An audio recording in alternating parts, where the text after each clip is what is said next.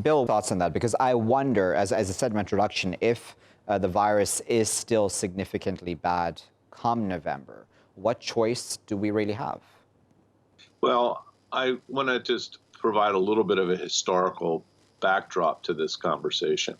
The issue about voting and the access to voting has been an ongoing problem in the United States for a while. If we go back 4 or 5 years, there were consistent moves, particularly by Republicans and conservatives, to limit ballot access and to limit people's ability to actually vote. One of the principal issues had to do with photo ID at the polls. And the argument was there, again, that there could be fraud. People could show up and they could not be who they were presenting themselves as. And if you had a government-issued ID, that would take care of the problem.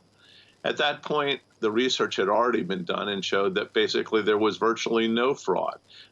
In my state of Pennsylvania, I think they had, over the past 20 years, 8 cases of fraud that were identified and prosecuted. So I think we have to think about this as not just a Donald Trump 2020 issue, but a long-term issue about voter suppression. The second thing I would say is that when we fast forward up to 2020, we're in an environment where we already have about 41% of Americans voting early, whether it's through what's called absentee ballots or early voting.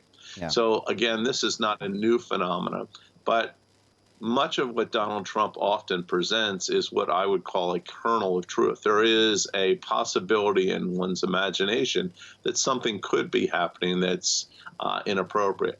The facts on the ground, though, do not show that.